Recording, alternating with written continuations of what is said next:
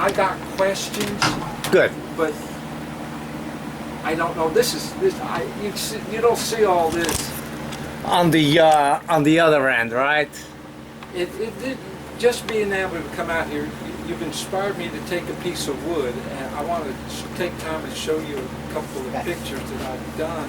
Okay. And then this here, I've seen these things, but they're hundreds of dollars. I made it up. I got a channel. I mean, a video on how to make it. You Just got so many, I can't find it. You know, yeah. It's a lot. have you compiled a DVD with this stuff on it? No. That is so cool. I'm glad to see there's sawdust on your shop. Oh, trust me. This is it gets plenty of sawdust. But the little bits I get here. Well, say hello to YouTube. Hello, YouTube. Well, I got another fan who came from Virginia. Well, not necessarily from Virginia to me. Why don't you come this way? There's bad lighting on the back. But he lives in Virginia. This is Jim Green, who contacted me. As a matter of fact, you could see in one of his comments on YouTube asking if it would be okay to come down and meet me. So I am as thrilled as he is. I love getting people over here in the shop. Glad to hear Meeting. that. Jim been turning a year and a little over a year and a half, and he says he's way up there. He's a tall man. What are you talking about? I'm not talking about. I don't know. But anyway, he said that he's struggling with a couple of areas on his turning, and I have no idea what those areas yet because we have not discussed them. So I want whatever's happening to be happening, so you guys are at the same time hearing it from first time.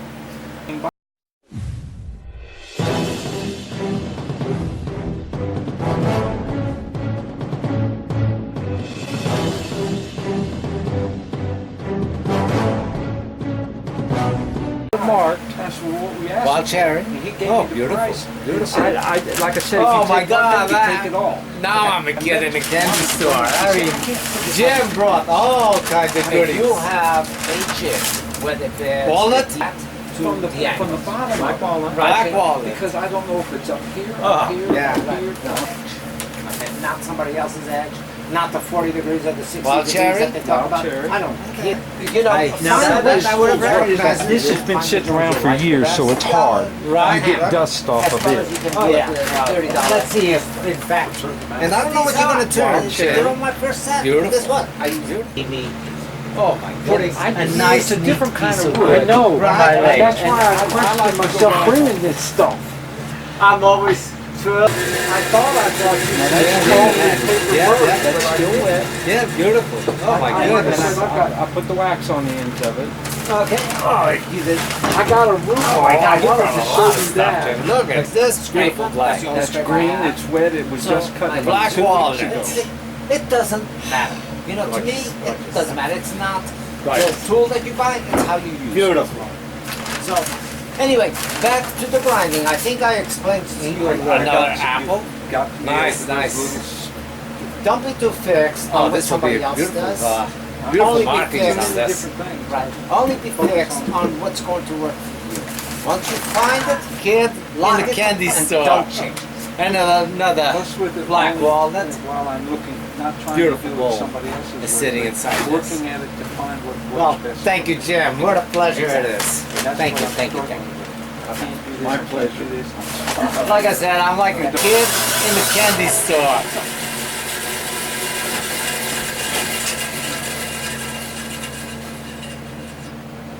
Trying to see what you could possibly get out of it without being this end. Now, this, the easy thing to make out of something like this, okay, Is it- just the way it is. I've seen you, I've turned a couple of them, I keep breaking them.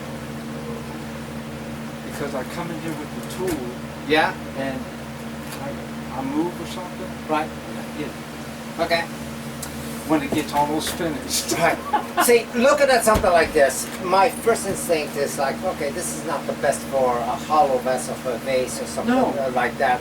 But right away I see that this, as a natural edge, even if it was like a little bit closed up on the top, making Yes. it like a hollow vessel, this would be a perfect piece for it because it has a lot of character, a lot to going for it inside. So, That sounds. That's where I've got my inspiration. okay. So why don't From we the mount rebel. this up? Why don't we mount this up and see exactly just the way it is, see what comes up out of it as if you were doing it as some sort of a shape that would be a kind bowl of a flat bowl or a plate. yeah, it would be something a little bit more on a deep side based on what we got over here. So I'm going to take this these drawers out and put my get the brain fart here. Too deep over there for visual sake. Okay, and Now, are you, if I may, Yeah. want to know- possible from here to here. Uh-huh. Okay. Then I would be forced to have this saw cutter. Now, the thing is, we might lose the bark on the top edge, but regardless, you'll end up with something that. All right, are we ready? Yep. Are you? And your goal.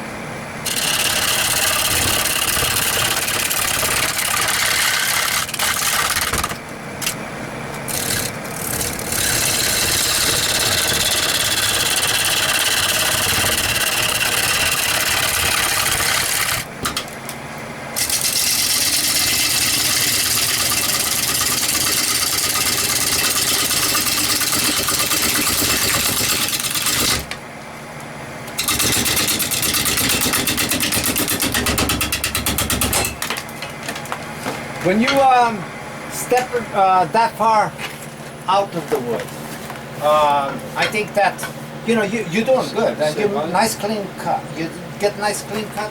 But out here, I think that your angle might have been a little bit off. So play with your angle a little bit where you come up and instead of coming all the way from back here every time, you know that you're beating up and you want to get rid of this.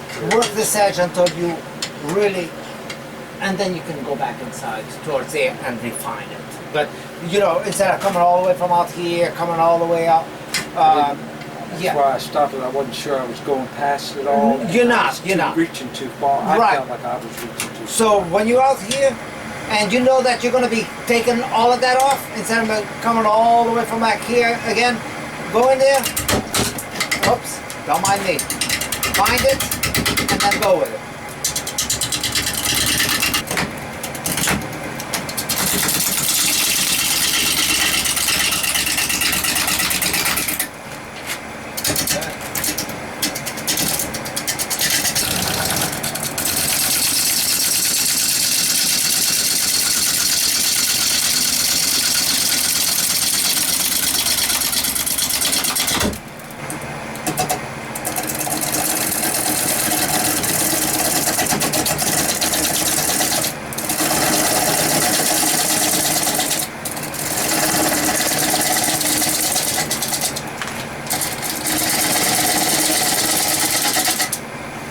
Now, what I got to make sure of is I know what size tenon I got to put on. Right. Usually I go with the chuck that's up there, which is a 2.5 inch, and my guide.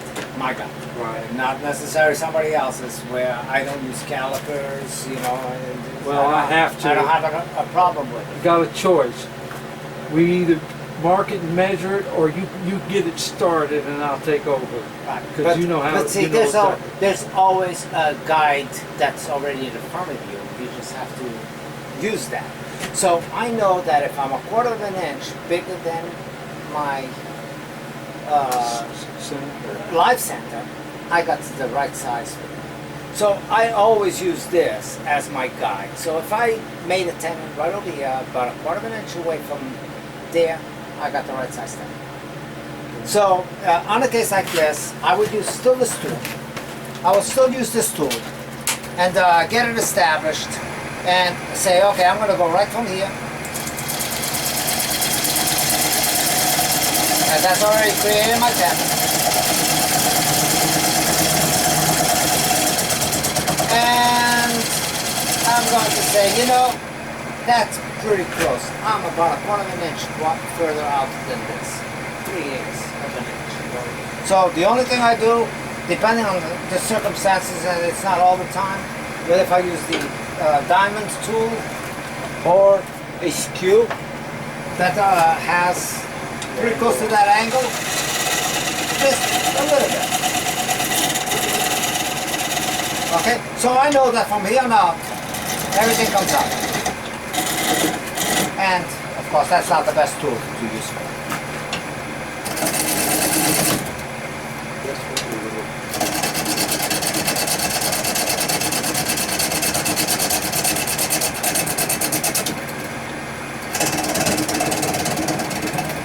But if you got a little knob also in the middle of this,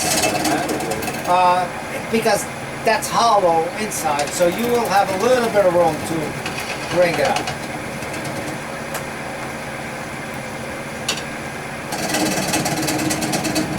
That's the easiest tenon that I've been involved with.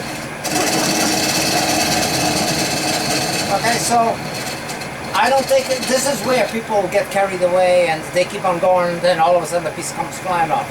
Stay with a little bit of a nub over there. Don't be too worried about that nub. And don't, you know, this is definitely not the right time to apply a lot of pressure or to be going in or to really, it's like, okay, I think that's a good tenon. You have just shown me an easy way to make a tenon. Right. So I look at it and I stop. It's like, oh, okay, this is a little bit shallow. It will grab, but it's a little shallow, and I got a little bit of bark here. So am I okay with that? If I'm not okay with it, then just make that little modification. And see what I'm doing? I'm bottoming out and going straight into the bowl a little bit. Not modifying it. Just giving myself a little bit more wood back there. Alright, that's cool. Okay, so it's like, okay, do I like that? I'm just going to roughly touch that. Where's my hammer? Yeah, right, exactly.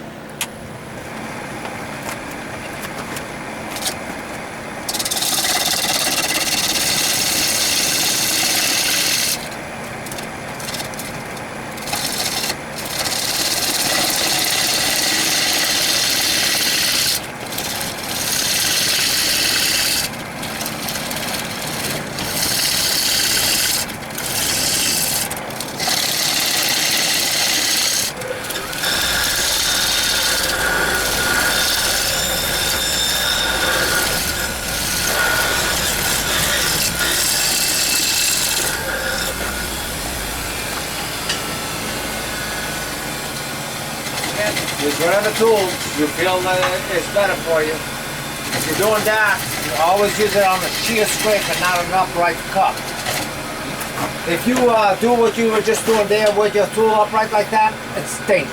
Any little movement you make is going to make a nasty catch, blow out the piece. Almost flat, almost top of bottom. I've done something wrong here.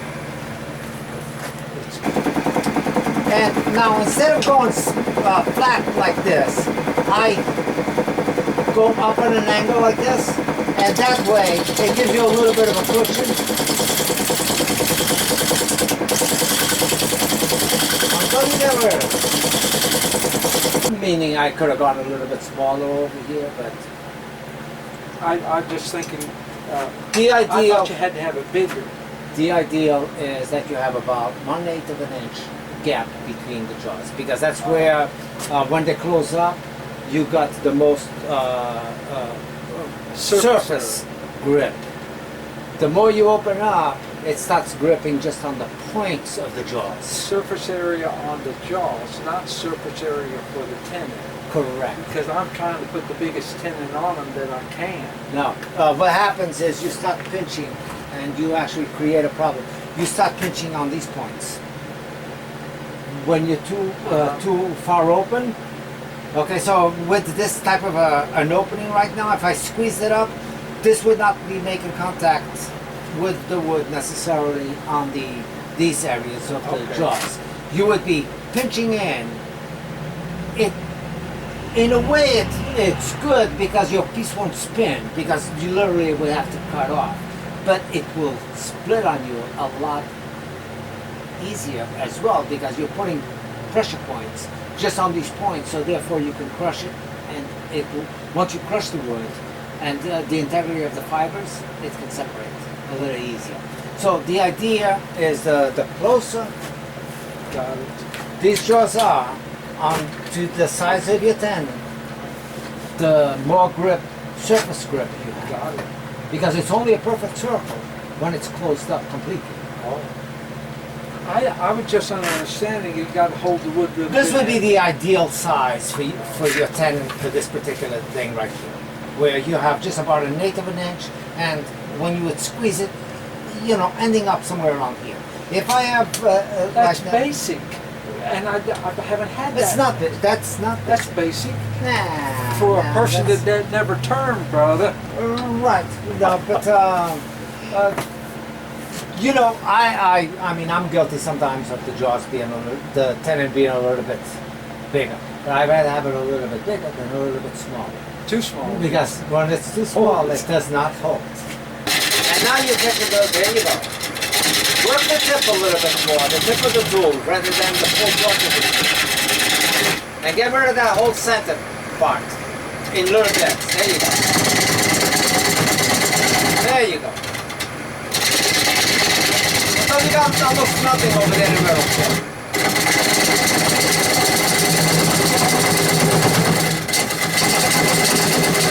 you go.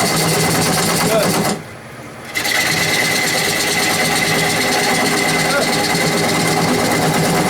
And I'm trying to figure out how far I can go because it's a big reach. Right. If I left the center and turned the tool rest, Right. would that be better?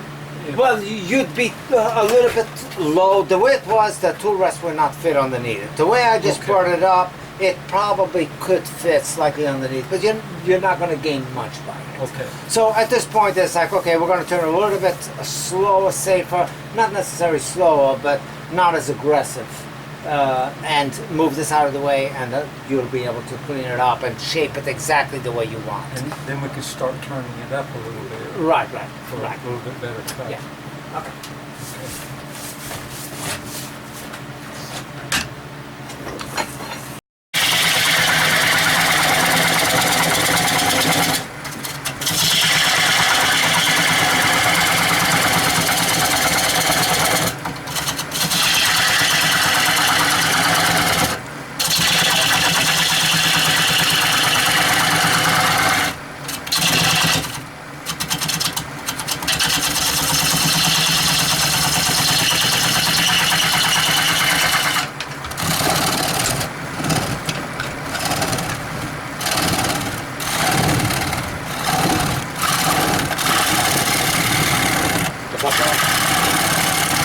Just watch your hands.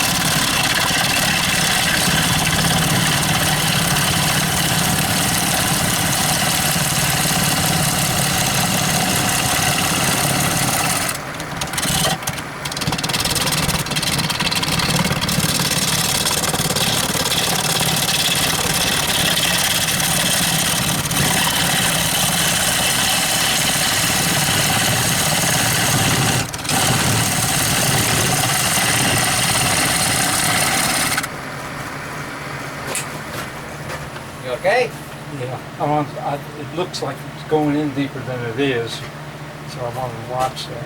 Right. It. Now, one thing I emphasize all the time, and I know you know, but I always sneak my tool rest as far in as I can. Keep it as close as you can to your workpiece. That's one reason I stopped too. Yeah. Put it back in. It's too far out for me. And even though the lathe does have reverse, but you try to bring your handle back here. Not necessarily always work from the side. I know you can't work from the back side on this one. But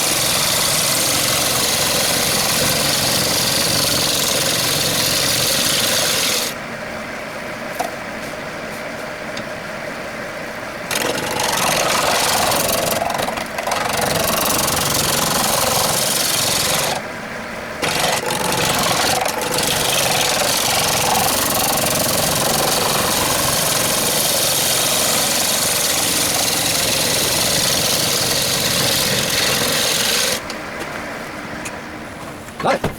The teacher says check your work often. yeah, that's coming out good. You're getting there.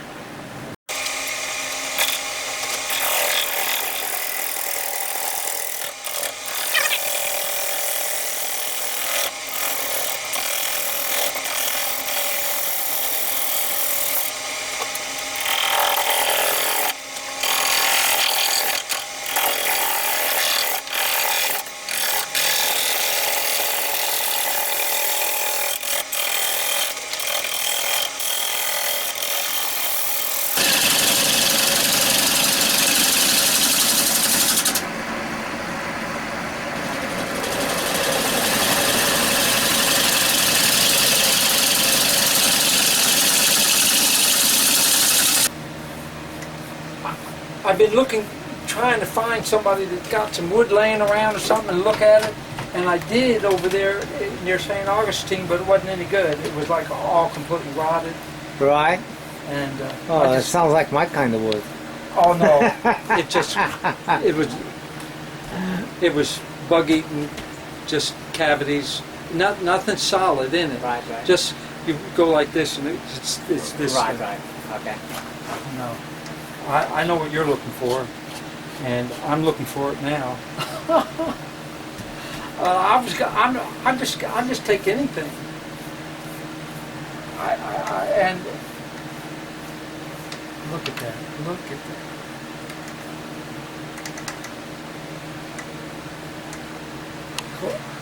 Like I said, my shop's in the basement, and I don't Oh, have a that's door to right. open it. You guys have basements too. What you have? Yeah, watch the head. The little guy over here Now didn't we're- work on tongues. Step in a little bit. I see your picture. Okay. Here's this piece of junk that I had to... Al didn't give me any room to do anything. Look at this. Would you look at this? Oh, where is it? Here it is. Look at this beautiful bow. Yeah. Well, what a pleasure this was, guys. Jim, Look at this. Green, again, who came down, and we decided on a piece of ficus, as usual. Every time I put ficus on the lathe, it really does some amazing stuff. If you don't mind, bring it up close to the camera. And the grain, as always. Now this one has a lot of spalting on it, which turns rather black, but just has some amazing stuff. Jim is going to take it home and do the finishing that I couldn't over here. My lacquer went bad, and he's got a lathe, which he does a lot of wood turning. Actually, I envy his lathe. He's got nice stuff, but he's going to have to do a little fine sanding on that, finishing it off, and whatever finish he wants to do it. At this point, it had the Yorkshire grit, and like I said, we applied lacquer, but the lacquer was bad. It wouldn't dry up. So he does a good job. I've seen some of his work. Does beautiful stuff. Al, thank you very much. Yeah, I it was a really pleasure. appreciate it. It was a real pleasure. It's you've helped me over some hurdles. Good. Lord bless you. Yeah, thank you. Well, and he did not come empty-handed. He brought me some woods that I can't get down here. Black walnut, wild cherry, apple. I mean, he came bearing gifts. So thank you, Jim. You're welcome. In return, I think I'd like him to have a couple of pieces of wood, more local stuff. I don't know if he wants it or not. My wife is going to kill me. I got so much stuff, but I'm taking it home. Yeah. All right. So anyway, you can take it back on your bag. Well, guys, thanks for watching. I'll try to cut this one down. I know that we've been recording for 8 hours. It will be fun. And maybe after the voting tomorrow, I might put this burl up, the pine burl, and put this up on the lathe and finish this one off.